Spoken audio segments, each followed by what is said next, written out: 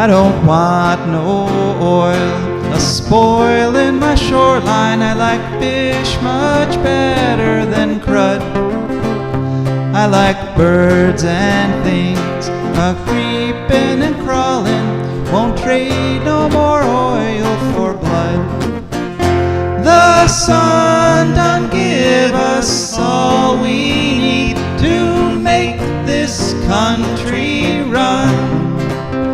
But that black demon oil's got us fussing and fighting, and I do believe it's time we was done.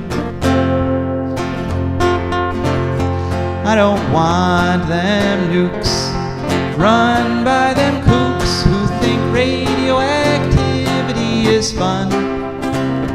No more three-headed frogs or kids with leukemia. Nuclear power ain't fit for a dog. The sun done give us all we need to make this country run.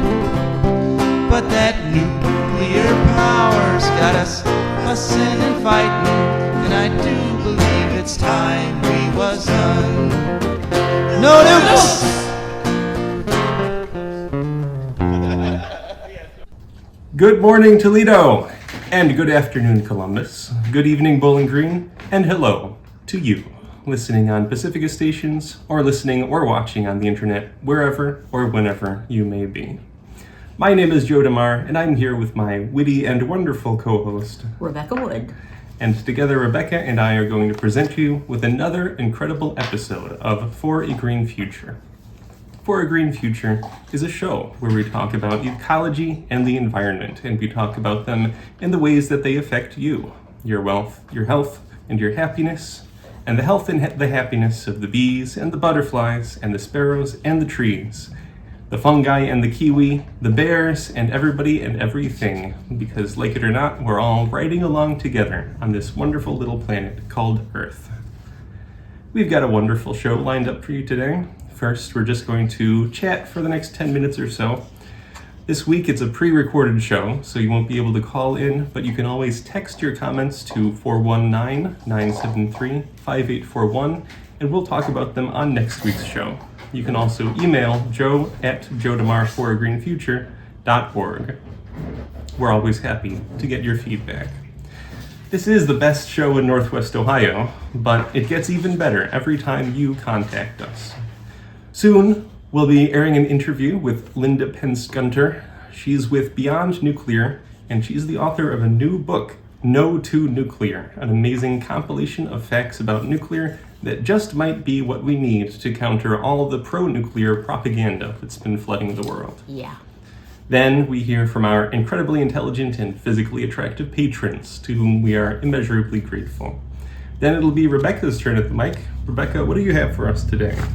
I will be talking about walnuts, a jugglendacious good time. Jugglendacious? Yeah. Is that walnut-specific terminology? It is, actually, yeah. That's very interesting. After that, it'll be ecological news from around the world. And that world out there, outside your front door, is actually a pretty big place.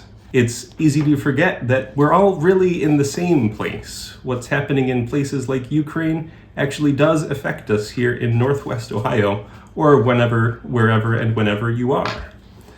We get reminded of that when there's catastrophes like Chernobyl or Fukushima that create clouds of radioactive fallout that travel around the world. We can actually watch as the counts on our Geiger counters go up. And whenever volcanoes erupt, the area for hundreds of miles around is affected in many ways. But microplastic pollution is also a reminder that the entire world is interconnected. If you get out a microscope and examine water just pulled out of a puddle in your driveway, you'll find dozens of tiny little plastic particles, all different shapes and colors. The original plastic products that were made from those bits and pieces could have come from anywhere on Earth over the last 125 years or so we've been creating plastics. Interestingly, the very first plastics were cellulose-based and made from cotton fibers dissolved in acid and then mixed with vegetable oils. those first plastics were actually biodegradable. So Wow. those bits won't be showing up in that puddle.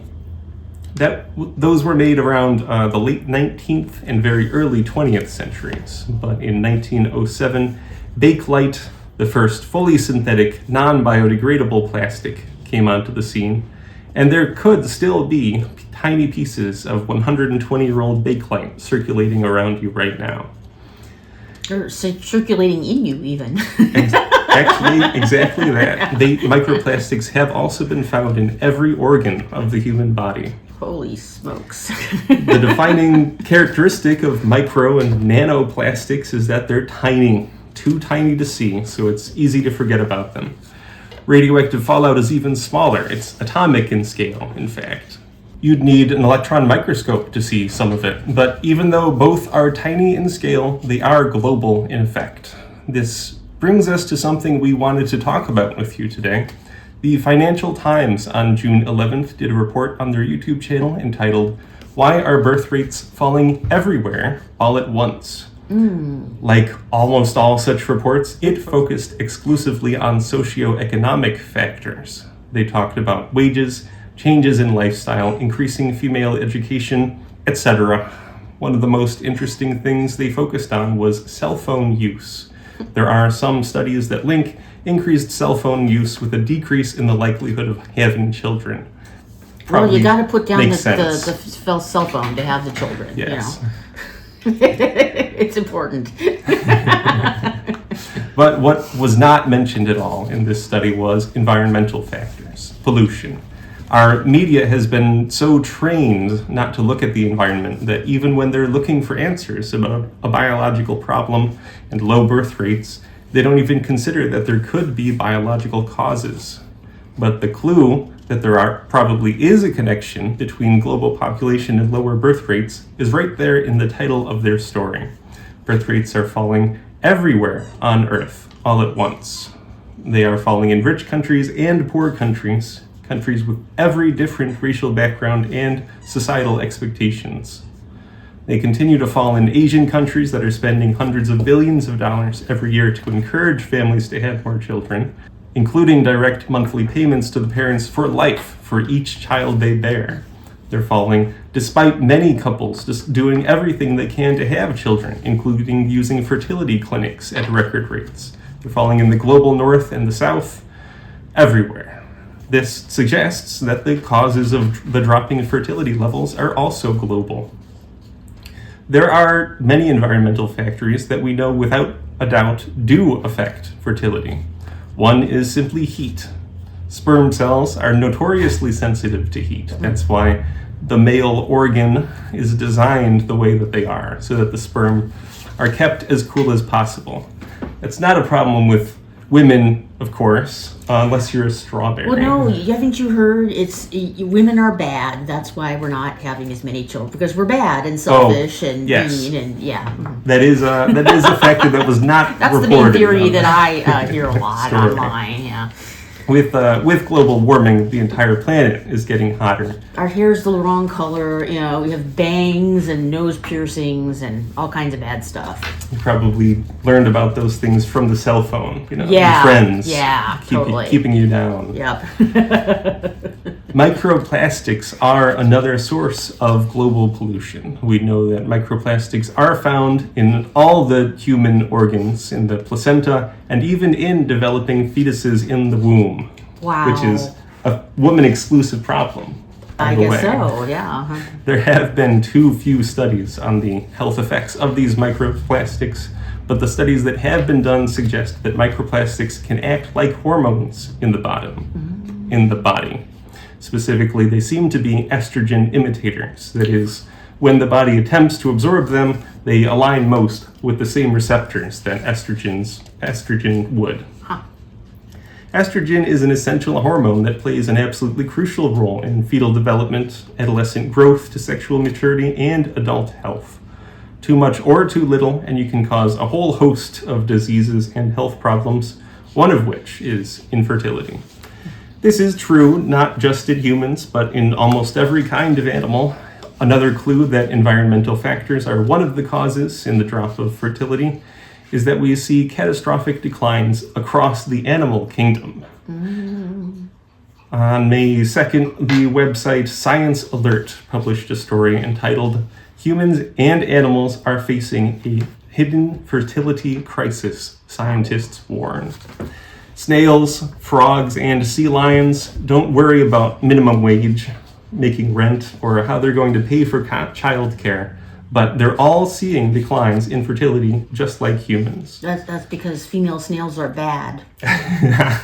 Do males come in male and female? Snails come in male and female? I'm not even sure.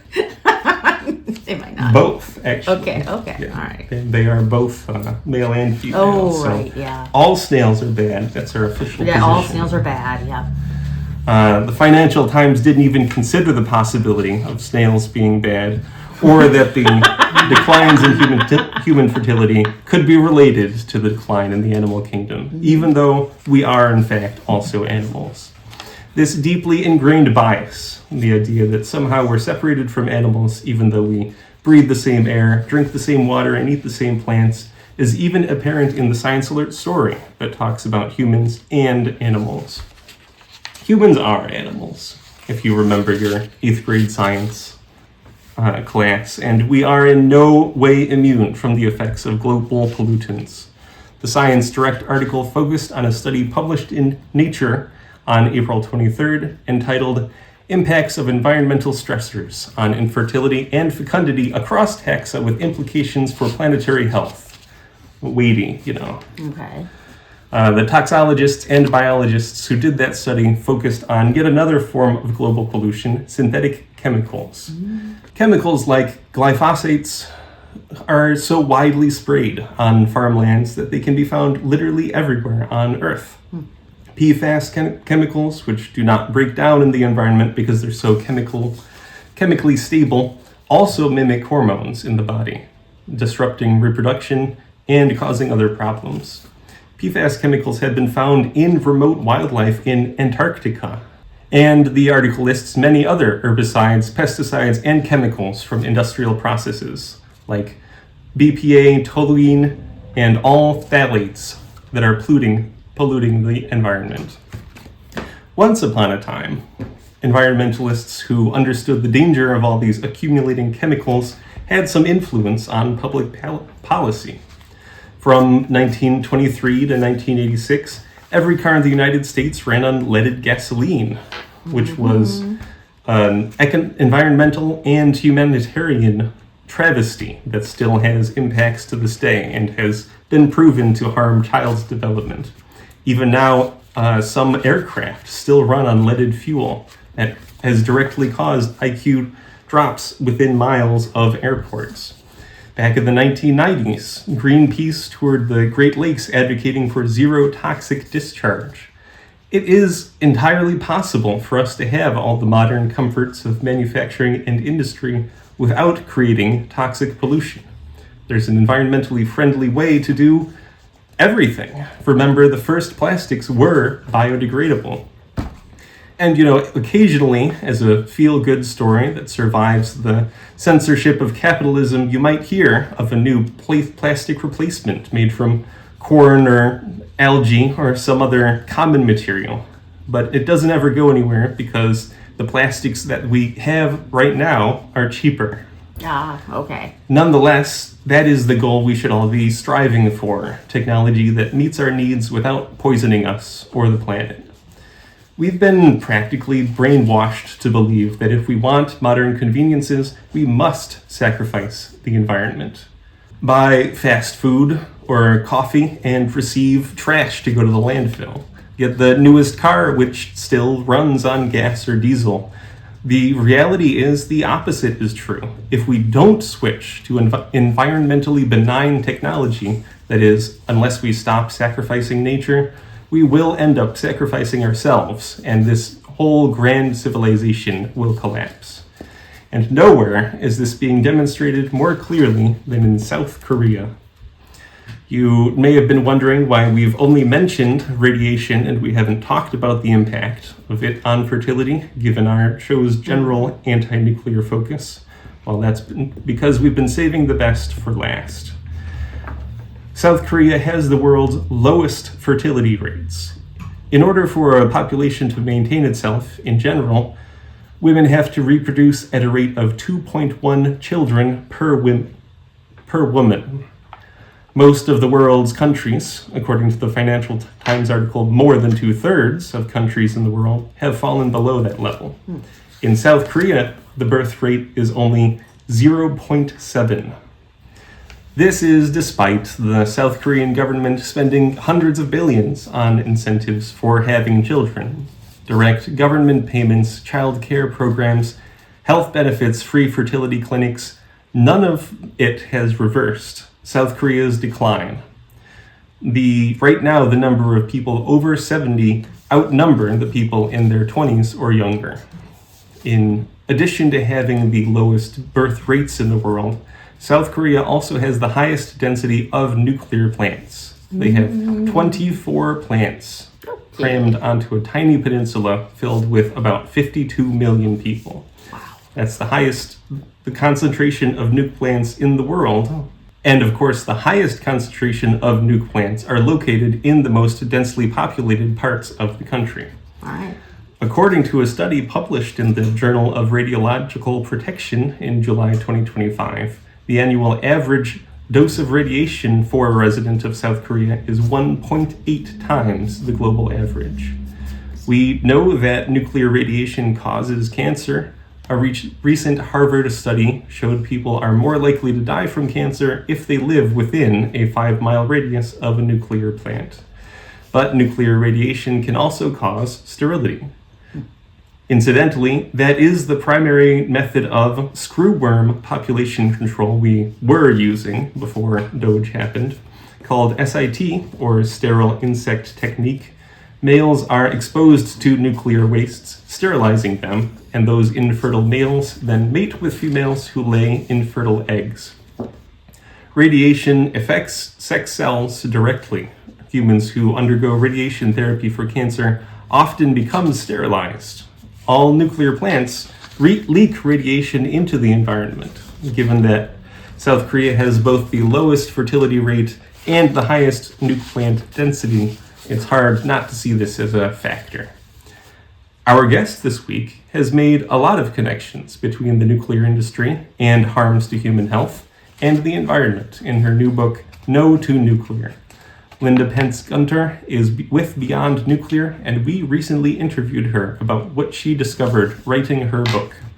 Let's go to that interview now. Okay, hello and welcome to For a Green Future. Could you please share with us your name, who you're with, and the title of your book? Thank you, Joe. It's great to be here. My name is Linda Pentz Gunter. I'm the executive director of Beyond Nuclear, which is a nonprofit based just outside Washington, D.C. And my new book is No to Nuclear: Why Nuclear Power Destroys Lives, Derails Climate Progress, and Provokes War. Well, it's a very interesting book. It reads almost like a anti-nuclear activist handbook.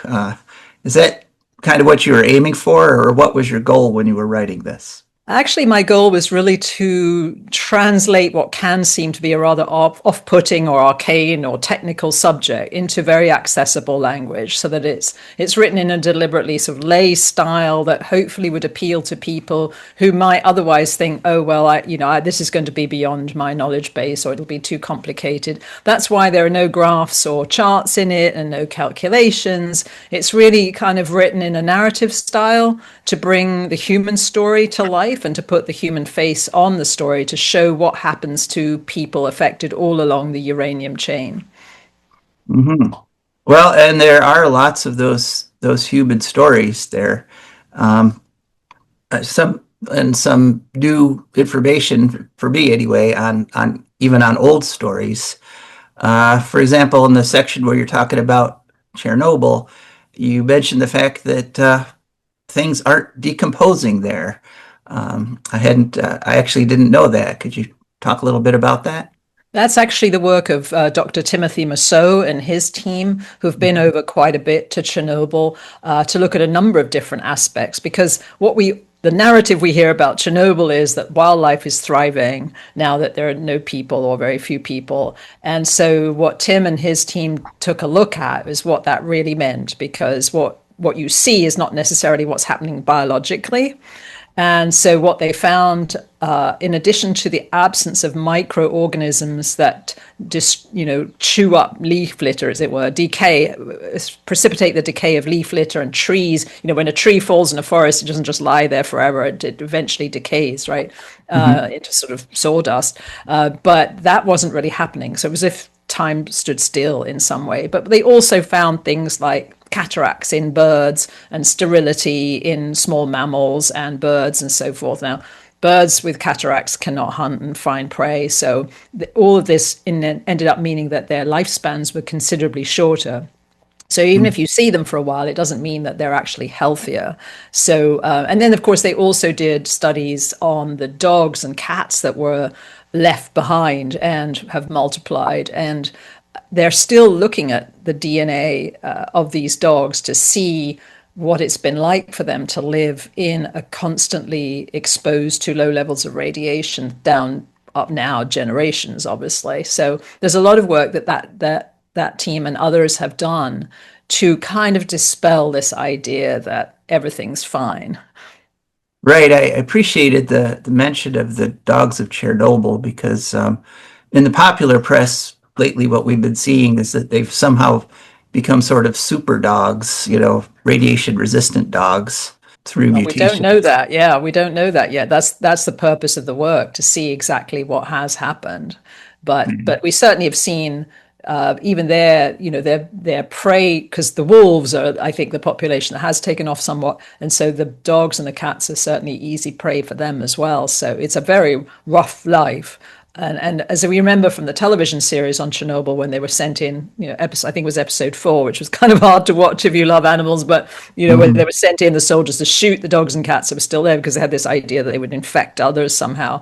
But what happened, obviously, is they didn't get all of them. And so they've continued to procreate down the generations. And the Chernobyl workers have been feeding them and trying to look after them. But now there's been teams going in to spay, neuter, and vaccinate and try to gradually eliminate this population. Going down through the ages, that's definitely something that nuclear power causes concern about. Back to some of the human stories you talked about. I think people who listen to the show are kind of familiar with what happened to the Navajo in terms of uranium mining, but I wasn't really familiar with the Dene of Canada. And you make an interesting link between the Dene of Canada and the victims of the Hiroshima and Nagasaki bombing. Yes, so that was a First Nations community, Great Bear Lake and Port Radium, who were responsible for mining and then shipping the ore to the Manhattan Project, which was then used in the atomic bombs that were dropped on Hiroshima and Nagasaki.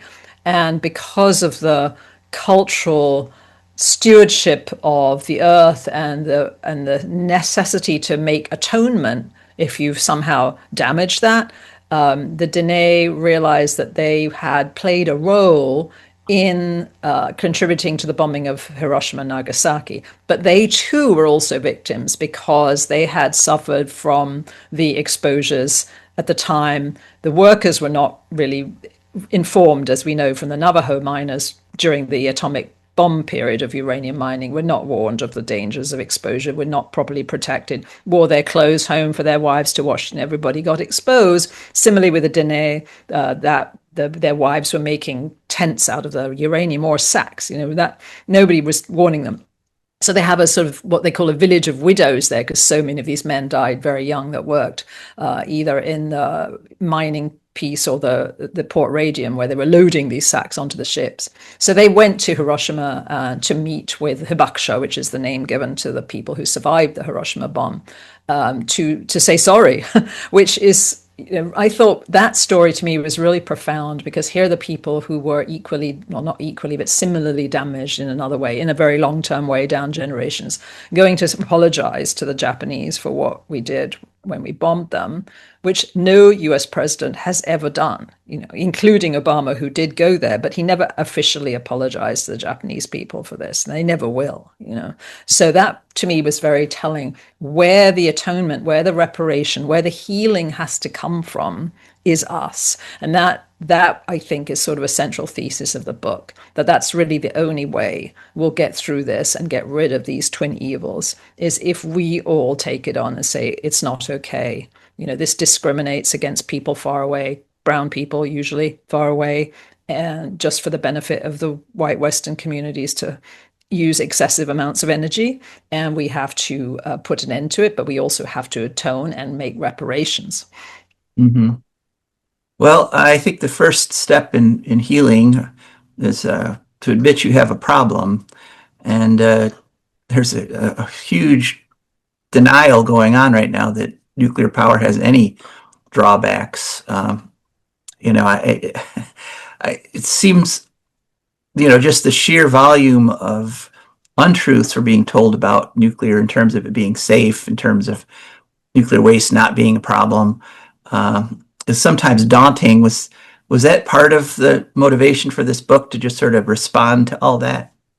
Yes, bearing in mind that my little book is no match for the multi-billion-dollar propaganda machine that between the Silicon Valley tech bros and the nuclear corporations and the politicians on Capitol Hill and all of their PR people, it's an uphill struggle to counter it, but we have to do it. And what I was hoping to do was, it's almost like an indictment. When you go through the book, what I was hoping to do was sort of build the case, that you start with the beginning of the story and you move your way through to the end, including the connection to nuclear weapons, as we just referred to, and also directly the effect of nuclear weapons, atomic testing, because it's sort of the same story, and try to build up this case that it's just on every scale. It's fiscally unacceptable, it's ethically unacceptable, morally unacceptable, and completely ludicrous if you are using this as an argument to address the climate crisis. Because even if you dispel all the other things, even if nuclear power did become completely meltdown proof, we solved the waste problem, they're still too slow and too expensive. So even if they were carbon free, which of course nothing is, one of the big lies, and I think we can call them lies and not untruths, is that it's a carbon free energy source. There is no energy source is carbon free. Renewables are not carbon free. And we can argue about carbon footprints, but that's not the point. The point is that you've got to reduce the most carbon the fastest at the least cost. And that's not nuclear power. That's at the other end of the spectrum. That's the slowest, most expensive way to do it. And so it's just not appropriate as a choice. And then if you add on all the human rights violations and all the waste problems and the risk of meltdown and all the other things, security, the connection to weapons, it's overwhelmingly stupid to do this. And in no one's benefit except for the big multinational corporations behind it and the big billionaire tech bros who are trying to make a quick profit out of our tax dollars, which are being poured into these fantasy projects that will probably never materialize. Well, there may be one other group of people that are profiting from this. And you just briefly mentioned the army of pro-nuclear trolls that we run into on social media and in everywhere on the internet. Can you just briefly mention kind of what your experience with that is and how you cope with it? Well, I cope with it with humor. That's the only way you can cope with it. I had one just recently, actually called me an old crone, which was kind of interesting. But which in Eastern cultures is a great compliment, right? Because a crone is a powerful goddess and most sensible cultures reveal their elders. But anyway, aside from that, his argument was, what does she know? She's got an English literature degree. And I said, congratulations, you're on page, and don't read this book. It's BS, don't read it. And I said, well, you sure you haven't read it? Because you're on page 157, actually verbatim quoted, which is this idea that when you get your degree 100 years ago, that's when you stop learning. You're then incapable of learning any other topic but whatever it is you got your degree in. I mean, and he's playing the science card, which is what they usually try to do. Well, you can't, little lady, with your English degree, understand science, And I thought, why not? I got that degree 100 years ago. I've had lots of time in between to start to understand science. Just because I don't have a piece of paper saying I understand science, that doesn't seem a very scientific hypothesis to me, that the human brain stops learning at 21, but that's kind of that's how I deal with it, because they're also mostly ad hominem, and I always feel like if that's all you've got nothing. Give me some substantive argument, but you're just going to name call, then you're just some angry man sitting in Wyoming or wherever you are, feeling the necessity to bully somebody. And come up with specious reasons why you don't know anything. So I think that's the only way one can deal with it, because otherwise it starts to be stressful. And, that's not, we've got enough stress in our life already without worrying about these trolls. So, Well, and I think one of the aspects of this book is that it's sort of meticulously documented. You've got almost 20 pages of citations there at the end.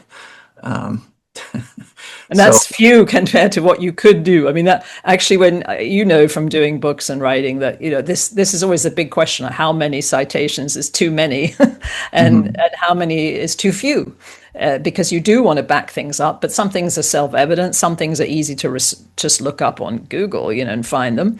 But that was sort of the balance, because I didn't want it to be a textbook. It couldn't become a weighty tome.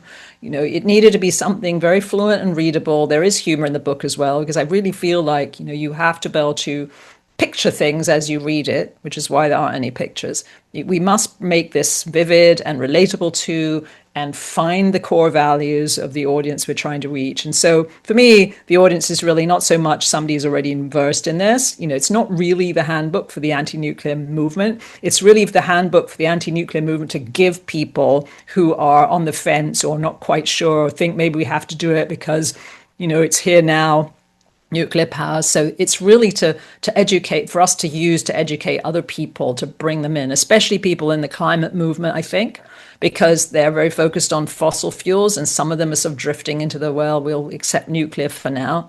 That's not about just transition. That's not about reducing the most carbon the fastest for the least cost. So that's hopefully the purpose of the book. All right. Well, I think you've covered it pretty well. Is there anything you'd like to add?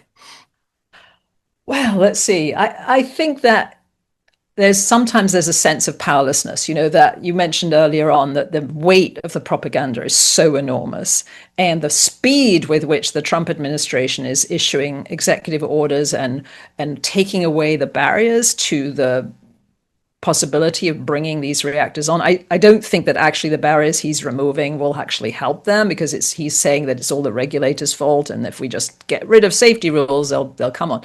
But I think that can give you a sense of what can little me do, right?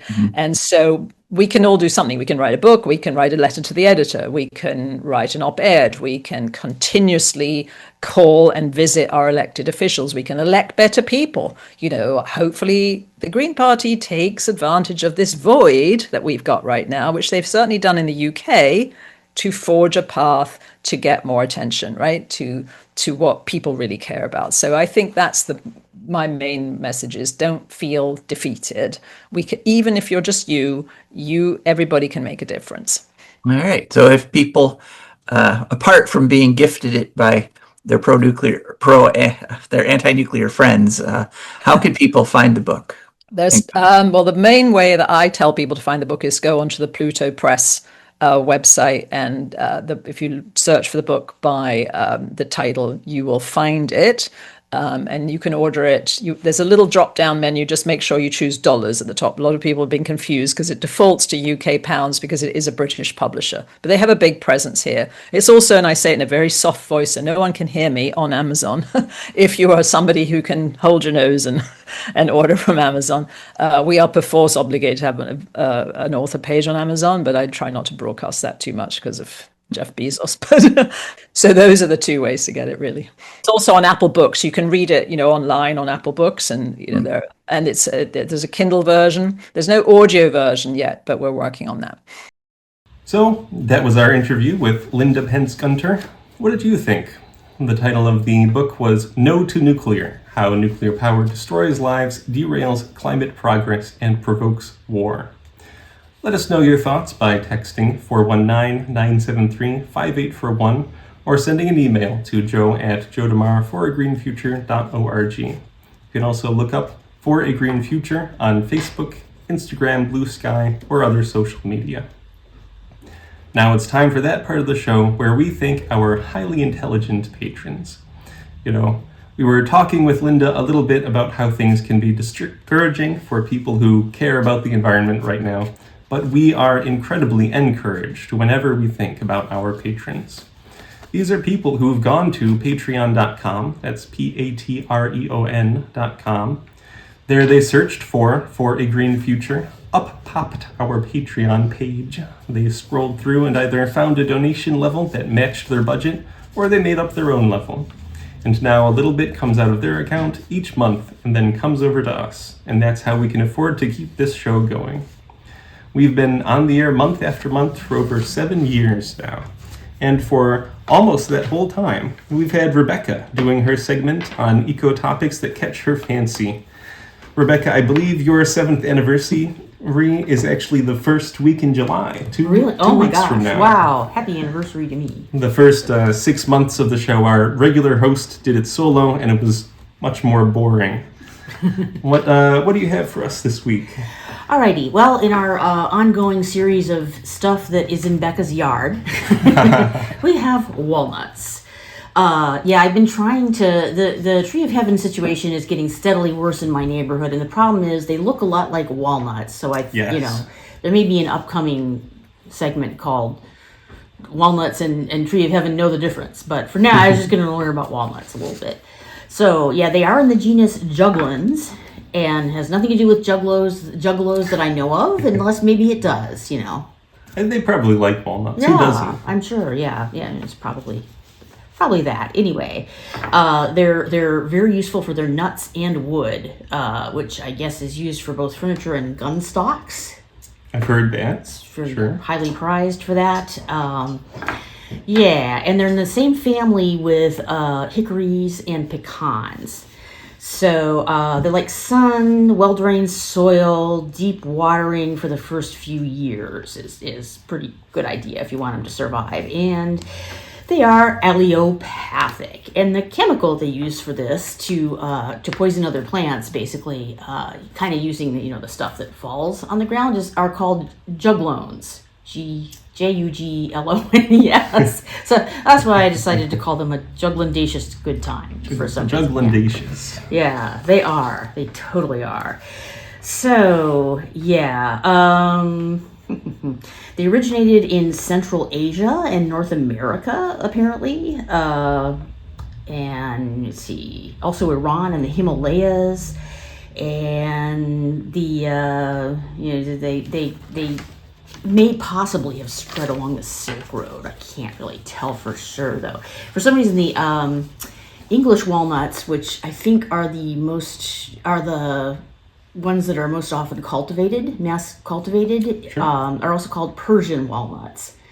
So they aren't European or North American. I guess not. No, originally. There are North American species though, but like the California walnut is being crowded out by the commercial walnut. Oh, it spread. It got released from containment. Yeah, it's something. It's kind of invasive against its other species of itself or something. Yeah, which is bad. Some of the benefits are they're pretty good at the carbon sequestration. Apparently, better than some other plants.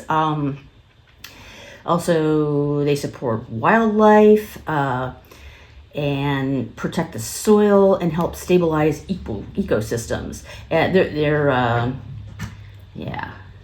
Their roots the root systems tend to prevent erosion and stabilize hillsides and riverbanks, so that's good. Sure.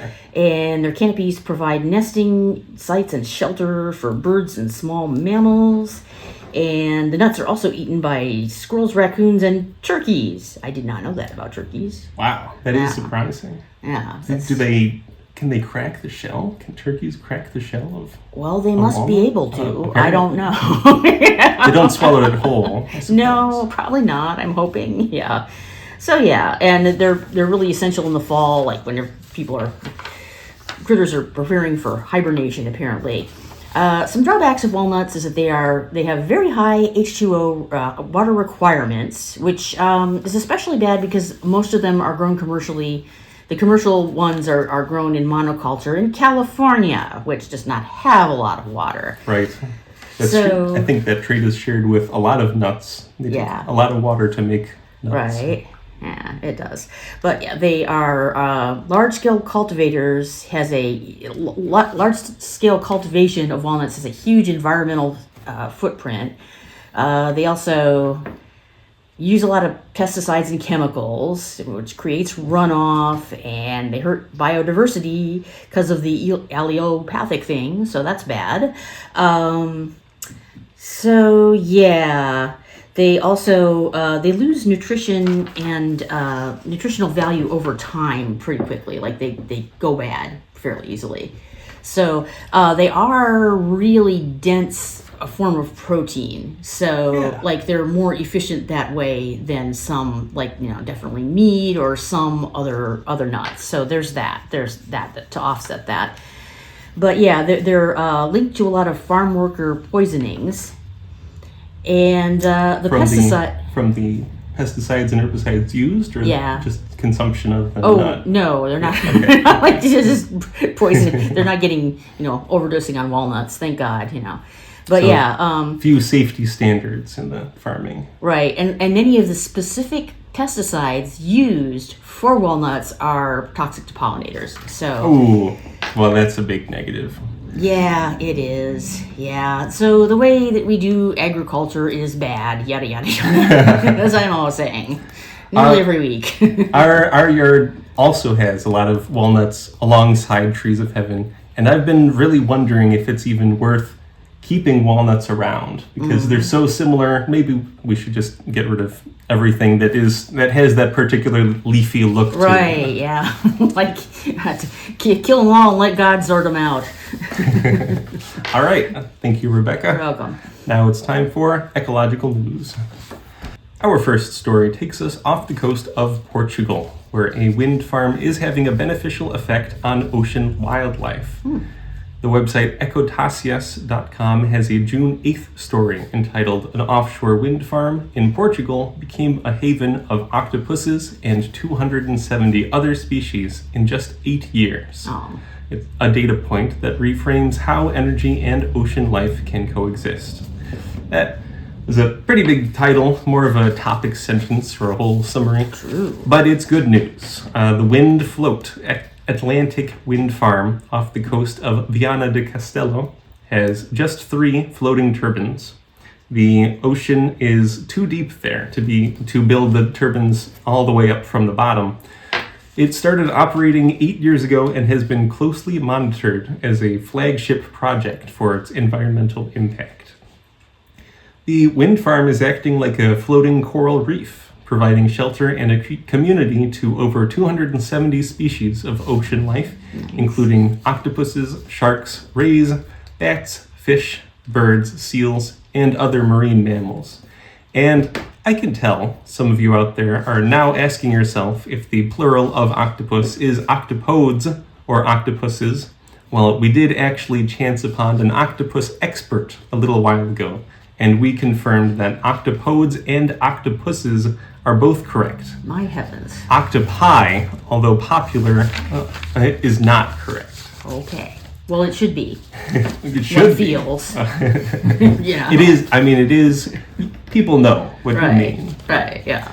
Anyway, the wind farm off of Viana do Castelo, Portugal, rather than being built on the seafloor, the 3 turbines, which total about 25 megawatts in capacity, are anchored to the seafloor with large chains. Those chains and the floating structures supporting the turbines have been colonized by sea life like mussels and barnacles. These, in turn, bring in animals that feed on them, such as starfish and octopuses. Larger predators that feed on those predators arrive, and soon there's a thriving ecosystem with a complex food web. The study was done by the consulting firm Mare, M-A-R-E, with contributions from researchers at the University of Lisbon and the Polytechnic Institute of Lira. They tracked plankton and invertebrates, as well as larger animals. The environment created by the floating wind turbines seemed to be ideal for octopuses, which were surveyed in very large numbers. Sharks, rays, and sole also seemed to be doing exceptionally well. Marine mammals, bats, 33 bird species, and 52 fish species were all found. There was no evidence of bird or bat mortality, and that agrees with other studies, which are finding almost no bird mortality in offshore wind farms. Mm-hmm. In addition to the reef effect of the chains and platforms of providing habitat, the turbines also seem to create a safe zone for fish. Commercial fishing boats give the wind farm a wide berth to avoid damage to their nets and lines. This creates a protected area in the ocean, which can lead to larger base fish populations and, ironically, more fish harvesting overall. We've seen in other places that creating reserves and limiting where fishermen can cast their nets actually leads to a greater number of fish. The phytoplankton and zooplankton populations seem to be unaffected by the wind farm. Although the numbers show that there's been no decline in fish harvesting, some fishermen in the area still claim that they have lost catch. So even a positive study like this one is being attacked by fishermen in Portugal who feel there's been an impact, even though science and the numbers say that there hasn't been. This is a relatively small wind farm. It's still capable of powering about 25,000 homes. Let's hope Portugal puts up some larger wind farms soon so that we can get better numbers than even reluctant fishermen can accept. Our story last week about running into bears in North Carolina got us to thinking about the state of the wild black bear population here in Ohio. It turns out that the Ohio Department of Natural Resources, ODNR, doesn't actually track the number of bears in the state. However, they do have a count of the number of bear sightings. This is, of course, a much less accurate way to estimate bears, but it can reveal trends. The ODNR released its Ohio Black Bear Monitoring Report back in May, and it does seem to show a clear trend towards more bears. From 2023 to 2025, the number of confirmed bear sightings roughly tripled. Sightings of bears on trail cams or security cameras increased from just 69 in 2023 to 190 in 2025. Eyewitness photos or videos jumped from 20 to 68. In addition to showing an increase, these numbers illustrate how shy and cautious black bears actually are. People only actually see bears about 1/3 as often as our automated cameras record them. June is clearly the peak month for bear sightings, doubling each year from 2025 and 2025 in 2023 to 50 in 2024 and 100 in 2025. May and June are typically when young bears leave their mothers and set off on their own to find their own territory. This is a time when they haven't yet been able to establish a routine which would allow them to avoid human contact while still optimizing access to food and other resources. The greatest number of sightings happen in northeast Ohio, in Ashtabula and Trumbull counties, which is not too surprising. Those counties border Pennsylvania, which has a fairly large bear population. In fact, all of the eastern and southern counties that border Pennsylvania and Kentucky have had a fair number of bear sightings over the past 20 years. In contrast, the northern and northwestern counties have had almost none. Fulton County has had 3 sightings in 20 years, and Seneca and Allen counties only 1 each. You can pretty much draw a diagonal line across the state from the northeast to southwest corners, and everything above that line has been bear-free for at least 20 years. Bears, of course, are apex predators. They provide a host of ecosystem services. Everything from fur that birds use for their nests to limiting the spread of termites in forest ecosystems. They help limit rodent populations and will even hunt young deer. Our forests are much healthier for having bear in them, and as we learned last week, the threat of being killed by a wild bear is minuscule. According to the report, it appears that there are about 3 female bears that have established home ranges and are actually raising cubs in some of Ohio's northeastern counties. Wow. See, I would have thought it would be, down like southeast, like Appalachian, Ohio. But... Yeah, we're in the mountains, in the deep forests. Wow. But no, it's closer to Pennsylvania. Okay. And that means it's possible over the next few years, Ohio might have a dozen or so permanent bear residents. Wow. We wish them well and hope that our fellow Ohioans can adopt an attitude closer to the one they have in Asheville, North Carolina, that lets humans and perhaps 20,000 bears coexist. It's not a perfect relationship. Bears frequently get into garbage and sometimes will take a pet if it's easy to take. They are wild animals and opportunists, but it's a small price to pay to regain what is such an important part of the ecosystem. And there's still a thrill of catching a glimpse of wild bear that's hard to equal. For our next story, we found one of the rare examples of the Trump administration colluding with Elon Musk to attack the environment. Reuters published a story on June 16th entitled "Trump Administration Backs Musk's XAI in NAACP Data Center Lawsuit." We also drew it on an Earth Justice post the same day entitled "Trump Administration Attempts Massive Power Grab in Defense of Musk's XAI." Elon Musk's company, XAI, has been illegally running a huge data center in Mississippi. It's illegal because its massive gas electrical generators have been operating without permits for years. The company has been running 59 unpermitted gas generators in clear violation of the Clean Air Act. This has made life a living hell for the nearby residents. These are mostly poorer black residents that are complaining of constant noise, fumes, and other pollution from the generators. The Clean Air Act allows citizens to sue companies that are violating the law, and the NAACP filed such a suit, represented by both the Southern Environmental Law Center and Earth Justice. What happened on June 15th was that the United States Department of Justice intervened in the case on the side of Elon Musk.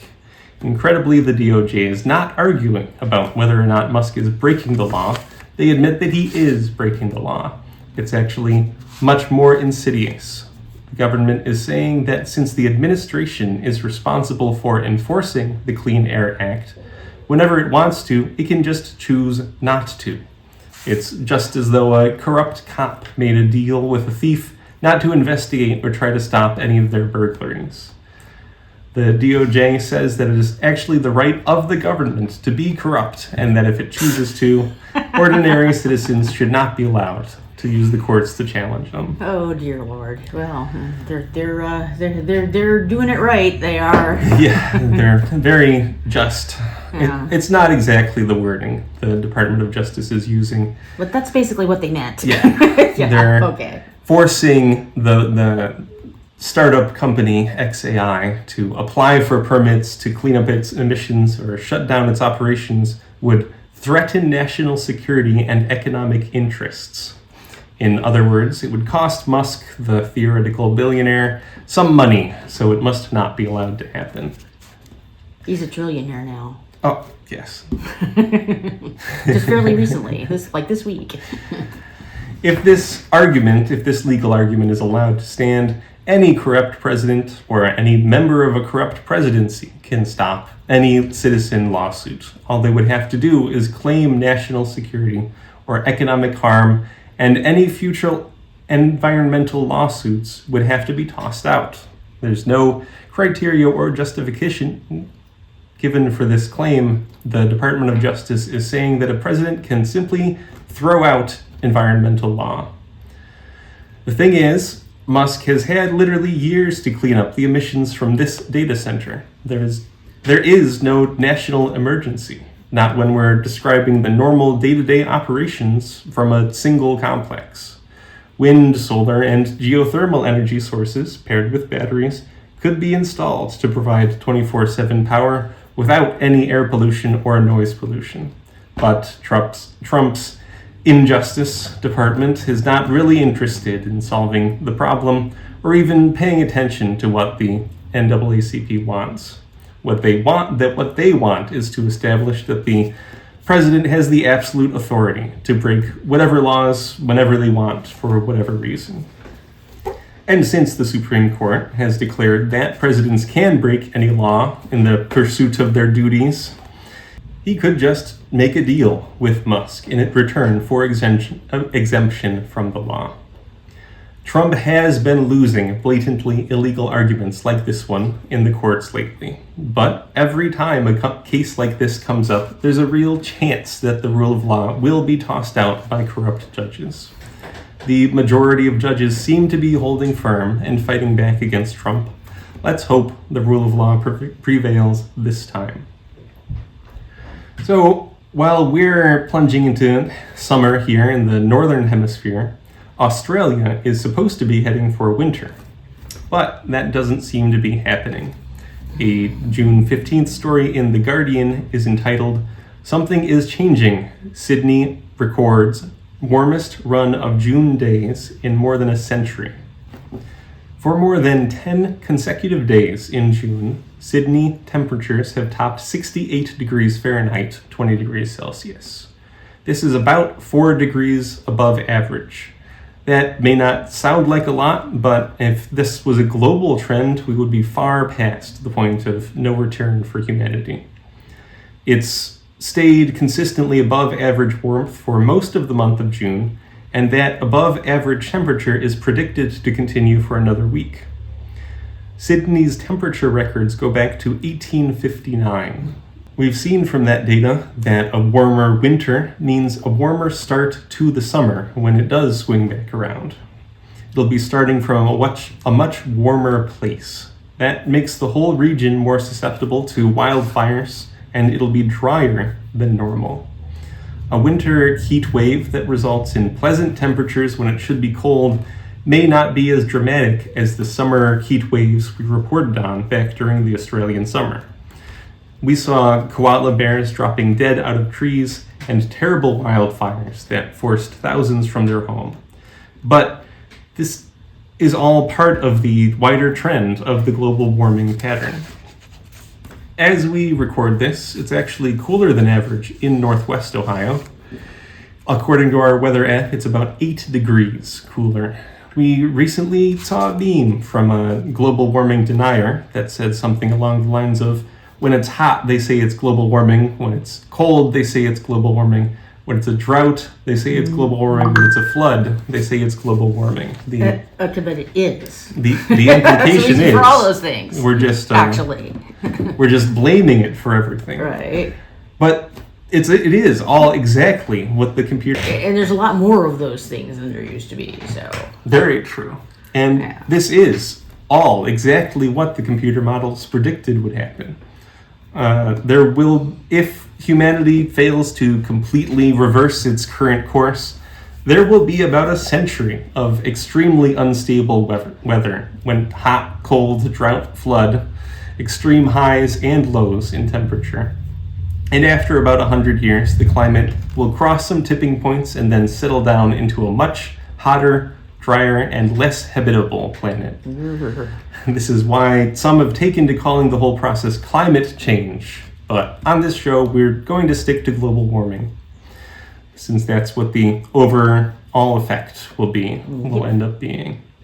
We're well on our way, and if we don't stop putting carbon into the air, that's where we'll all end up. June 16th, this past week, was the 20th anniversary of Al Gore's documentary, An Inconvenient Truth, where he first laid out the cause and effects of global warming for millions of people.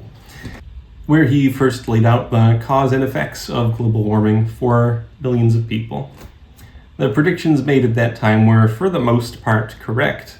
The only problem was that many of them were too conservative. The globe has heated much faster than predicted.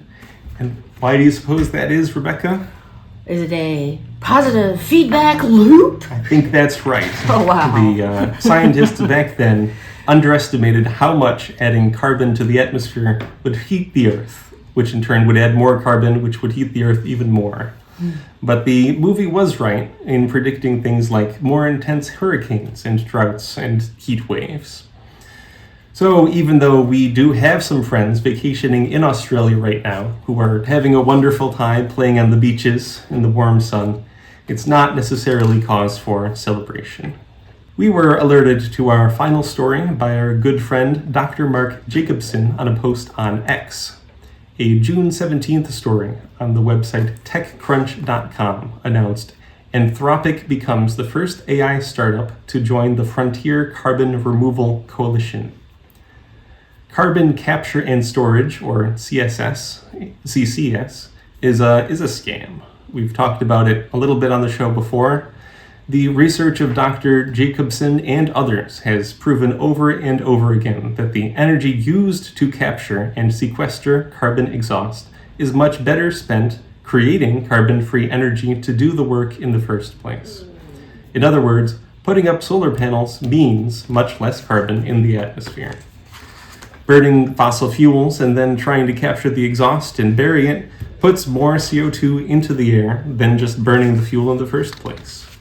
In other words, the whole industry is a scam, but it's a scam that has had billions of dollars in guaranteed revenue for any corporation that participates.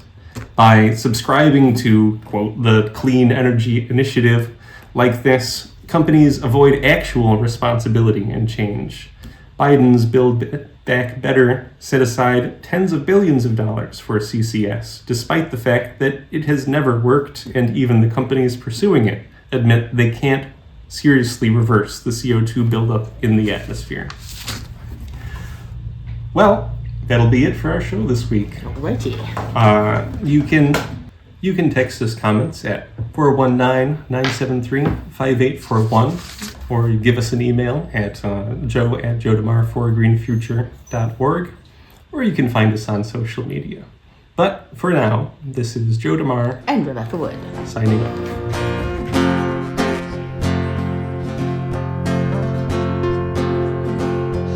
I don't want no oil, a spoil in my shoreline. I like fish much better than crud. I like birds and things a creeping and crawling. Won't trade no more oil for blood. The sun done give us all we need to make this country run. But that black demon oil's got us fussing and fighting, and I do believe it's time we was done. I don't want them nukes run by them kooks who think radioactivity is fun. No more three-headed frogs or kids with leukemia. Nuclear power ain't fit for a dog. The sun done give us all we need to make this country run. But that nuclear power's got us fussing and fighting, and I do believe it's time